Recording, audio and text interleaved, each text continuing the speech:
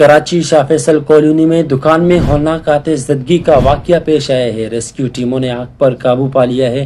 آگ لگنے کے سبب ایک شخص جاں بحق جبکہ ایک زخمی ہو گیا ہے۔ کیا آپ حالات حاضرہ سے آگاہی حاصل کرنا چاہتے ہیں؟ خبر کے پیچھے چھپے اصل حقائق جاننا چاہتے ہیں تو ابھی سبسکرائب کیجئے جلمل پاکستان کو اور ساتھ ہی گھنٹی کے نشان پر کلک کر دیں۔ اطلاعات کے مطابق غیر قانونی پیٹرول اور ٹائروں کی دکان میں دھماکے کے بعد آگ لگی۔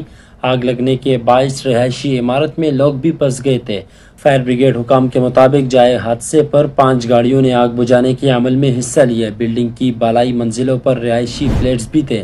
آگ لگنے والی دکان میں غیر قانونی پیٹرول فروخت کیا جاتا تھا۔ رش کے باعث فائر بریگیڈ کو آگ بجھانے میں مشکلات کا سامنا کرنا پڑا۔ پولیس کا کہنا ہے کہ ابتدائی اطلاع کے مطابق بلڈنگ کے نیچے گاڑیوں کی آئل کی دکان تھی۔ آگ نے بالائی منزل کو اپنی لپیٹ میں لے لیا اور عمارت میں لگنے والی آگ سے بچنے کے لیے رہائشی عمارتوں میں رہائش پذیر لوگ چھت پر پہنچ گئے۔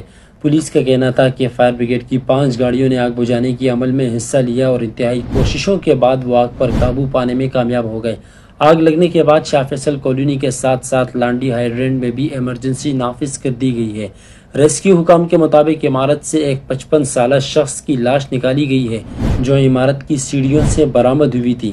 خواتین اور بچوں سمیت 15 کے قریب رہائشی عمارت کی چھت پر چڑھ گئے تھے اور سبھی کو بحفاظت بچا لیے گئے ہیں۔